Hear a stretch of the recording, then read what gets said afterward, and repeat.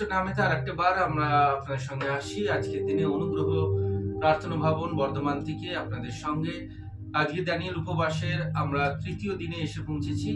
আজকের মঙ্গলবার। আমরা বিশ্বাস করি যে আজকের দিন প্রভু আপনাকে শক্তি দেবে, সামর্থ্য দেবে। আর যখনই আমরা ঈশ্বরের বাক্যেতে অধ্যয়ন করি, ঈশ্বরের প্রার্থনাতে যাই, ঈশ্বর আমাদেরকে আরো তার বুদ্ধিতে, শক্তিতে আমাদেরকে আরো বিকশিত করে। আপনারা নিশ্চয়ই জানেন যে এই প্রার্থনা আমরা দিনে ৩ বার করছি, আর এই ৩ বার আমরা প্রভুর নিকটেতে আসছি যাতে আমরা আরো ঈশ্বরের সঙ্গে বুদ্ধিতে আর সামর্থ্যতে এগোতে পারি। আজকের দিনের বাক্য ধ্যান দিয়ে শুনবেন।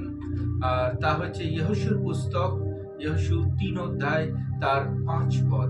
এখানে একটি বিশেষ বাক্য ইয়োশু তার লোকেদেরকে বলছে যখন তারা জর্দান নদীর তীরেতে এসে উপস্থিত হয়।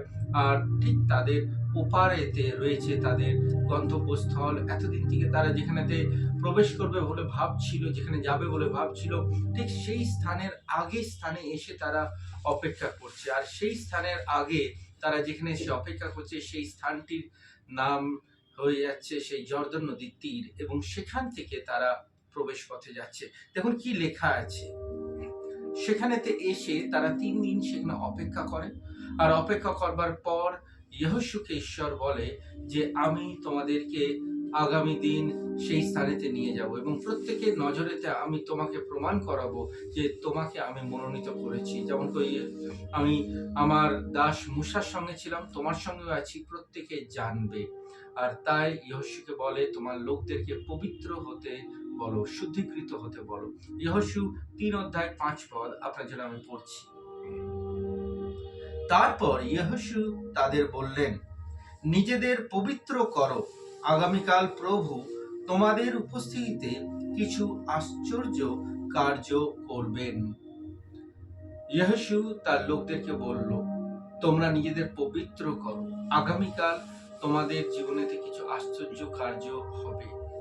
পবিত্রকরণ কি জিনিস ভালো করে বুঝুন প্রভুর লোকরা। পবিত্রকরণ আপনার প্রার্থনার সময় কতটা ধরে আপনি করছেন তা নয়।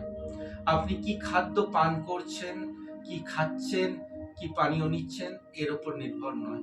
আপনি কতটা নিজেকে পরিষ্কার রাখছেন তাও নয়। বা নিয়মিত যদি আপনি সকাল বিকাল সন্ধ্যা ৩ বেলা প্রার্থনা করছেন, এর মাধ্যম দিয়ে প্রমাণিত হচ্ছে না যে আপনি পবিত্রতায় রয়েছেন। পবিত্রতা একটি অনুশাসন, একটি ডিসিপ্লিন। পবিত্রতা ঈশ্বরের সর্বভৌম ক্ষমতাকে বুঝে তার উপরেতে নির্ভর করা যে তিনি কতটা পবিত্র, আর তার পবিত্রতার অংশীদার হওয়া। যখন ঈশ্বর বলে তুমি আমার ধার্মিকতায় ধার্মিক হইয়েছ, আপনাকে বুঝতে হবে ঈশ্বরের একটি পবিত্রতা রয়েছে, এবং তার পবিত্রতায় আপনাকে আমাকে পবিত্রতায় প্রবেশ করতে হবে। পবিত্রতা সর্বদা মানুষের চিন্তা ভাবনার উপর থেকে নির্ভর করে। মানুষ যখন যেই রূপ চিন্তা করে সেই রূপ তার পবিত্রতার আচরণ, দিশা সবকিছু নির্ভর করে। তাই যখন কোনো ব্যক্তি নিজের চিন্তার স্থানকে পরিবর্তন করবে, চিন্তার স্থানকে ঈশ্বরের নিকটে দেবে, তখন সে পবিত্রতায় বাড়বে, পবিত্রতায় বৃদ্ধি হবে। তাই প্রভুর লোকরা, ঈশ্বরের লোকরা, আপনি খুব সাবধান সহকারে আপনার চিন্তাকে, আপনার ভাবনাকে আপনি প্রভুর কাছে রাখুন। কারণ যেই মুহূর্তে আপনি আপনার চিন্তাকে বিক্রি করে দেন শয়তানের হাতে, বিক্রি করে দেন দুনিয়ার অপবিত্র কার্যকলাপে, তখনই আপনার পবিত্রতার উপরেতে আঘাত আসে। আর যখন আপনার পবিত্রতার উপর আঘাত আসে, তখন আপনি ঈশ্বরের যত কিছুই কার্য করে নেন না কেন, আপনি অপবিত্রতায় প্রবেশ করেন। বাইবেল বলে প্রভু যীশু খ্রিস্টের রক্ত আমাদেরকে ধৌত করেছে আর আমাদেরকে পবিত্রীকরণ করেছে। এর অর্থাৎ কি? এর অর্থাৎ হয়ে গেল আপনি আর আমি যতবার ঈশ্বরের নিকটে আসি, যতবার তার বাক্য অধ্যয়ন করি, ঈশ্বর আপনাকে আমাকে আমাদের চিন্তা ভাবনার দিক থেকে, আমাদের ভেতরের চিন্তার দিক থেকে ঈশ্বর পরিশুদ্ধ করে। আর যে ব্যক্তি চিন্তার তরফ থেকে পরিশুদ্ধ হতে পারছে, সেই আসল পবিত্রীকরণেতে প্রবেশ করছে। এখানেতে যখন ইয়োশু তার লোকদের বলছে তোমরা কি করো, নিজেকে পবিত্র করো, কারণ আগামীকাল ঈশ্বর তোমাদের মধ্যখানে এক বৃহৎ বড় কার্য, আশ্চর্য কার্য করতে যাচ্ছে। আশ্চর্য কার্য, চমৎকার কার্য, অদ্ভুত কার্য, বিশাল বড় কার্য তখনই মানুষ দেখতে পায় যখন তারা তার চিন্তা ভাবনায় পবিত্রীকরণ প্রবেশ করে। একই দিনের মধ্যে কি করে তারা নিজেকে পবিত্র করবে?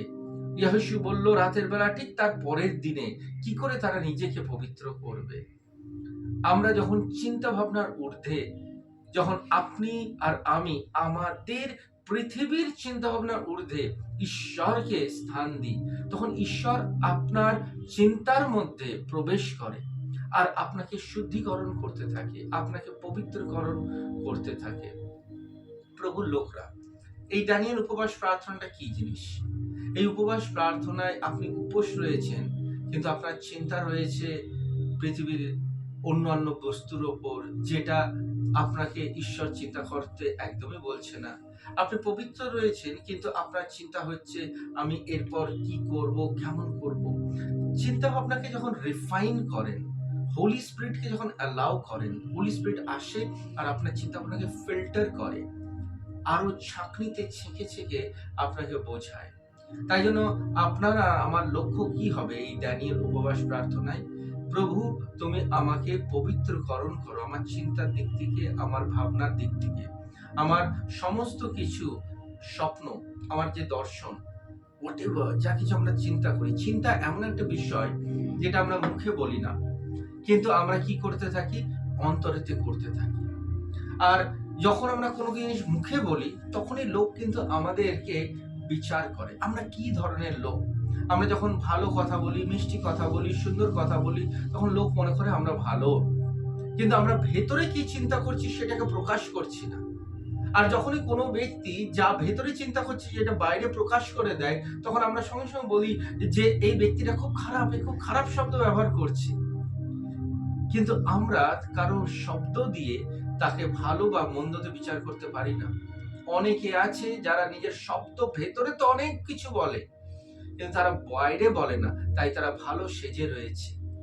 তারা পবিত্র, তার একটি মুখোশ পরে রয়েছে। তাই জন্য প্রভুর লোকরা, ঈশ্বরের নিকটেতে আপনি কোনো মুখোশ পরিধান করবেন না, কোনো কিছু পরবেন না যেটাতে প্রভু হাসে আর প্রভু বলে যে তুই আমার সঙ্গে ছলনা করছিস। পবিত্র যদি হতে চান, ঈশ্বরকে অ্যালাউ করুন। প্রভু, সব থেকে আগে তুমি আমার হৃদয়ে নয়, আমার চিন্তাটাকে চেঞ্জ করো। হৃদয় আপনার প্রভুর প্রতি চলে এসেছে, ওটা নিয়ে আপনি চিন্তিত হবেন না। আপনি খ্রিস্টকে ছাড়া অন্য কারো কাছে যাবেন না। কিন্তু যেখানে আপনার সব থেকে বেশি আক্রমণের স্থান, তা হচ্ছে আপনার চিন্তা। আপনি কি পবিত্র জিনিসকে নজর করতে পারেন যখন একজন ব্যক্তির দিকে তাকান?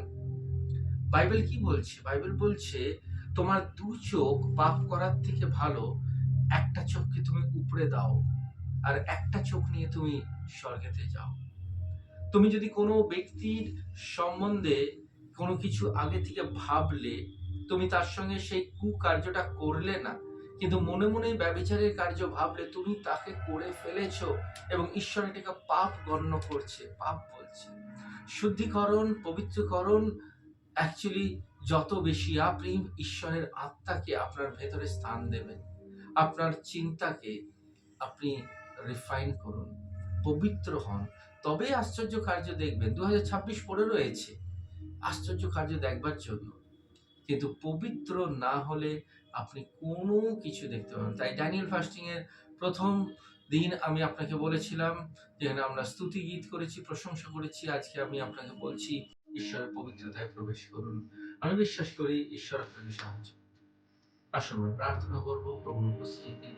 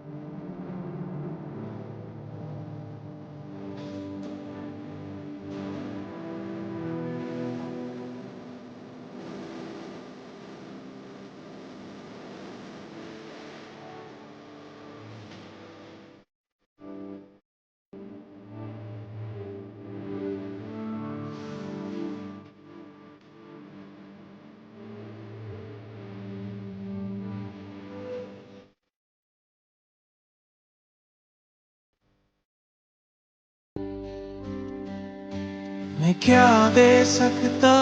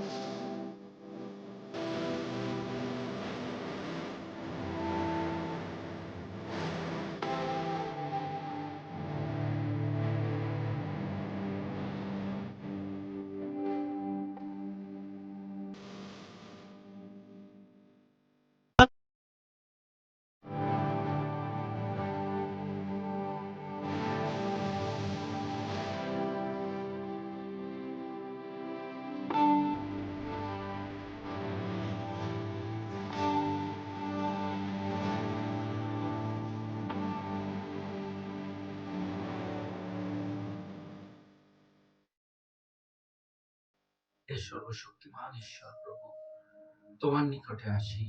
প্রভু, তুমি আমাদেরকে পবিত্র করো, তুমি আমাদেরকে শুদ্ধিকরণ করো। তোমার রক্ত দিয়ে তুমি আমাদের ধুয়ে দিয়েছো, পাপকে মোচন করেছো। কিন্তু পিতা, আমাদের যে চিন্তা ভাবনা, আমাদের যে মাইন্ডসেট, সেখানেতে তুমি কবজা করো। আমাদেরকে প্রভু গো আর ৪-৫টা লোকের মতো হতে দিও না।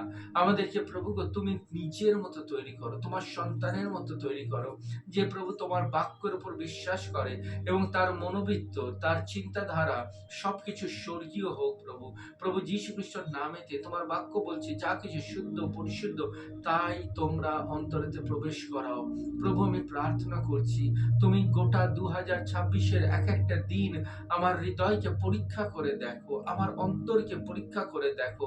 প্রভু, আমি পবিত্রকরণের দিকে এগোচ্ছি কি এগোতে পারছি না। প্রভু, তুমি আমাদেরকে শিক্ষা দাও। প্রভু, তুমি আমাদেরকে বলো, বাক্য দাও। আর আমি বিশ্বাস করছি প্রভু, তুমি কার্য করবে।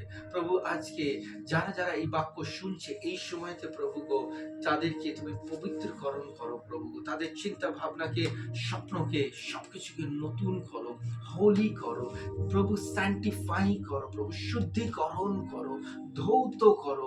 প্রভু, আমরা যা চিন্তা করছি, সেই চিন্তা প্রভু গো যদি অপবিত্র হয়, আর যদি আমি কার্য নাও করি, তবুও আমরা অপবিত্র গণ্য হব। প্রভু, কারণ তুমি আমাদের হৃদয় দেখো, অন্তর দেখো, বাহিরকে দেখো না। প্রভু, দুনিয়া বাহিরকে দেখে। প্রভু, পিতা ঈশ্বর, আমি প্রার্থনা করছি যীশু খ্রিস্টের নামেতে আজকের দিনেতে প্রভু প্রত্যেকে যারা আজকে সাহায্য চাইছে, তোমার কাছে হেল্প চাইছে পবিত্র হবার জন্য, শুদ্ধিকরণ হবার জন্য, হে পবিত্র ঈশ্বর প্রভু, তুমি তাদের হৃদয়ের চিন্তা, মনের চিন্তাকে ফিল্টার করো আর তাদেরকে নতুনীকরণ করো প্রভু।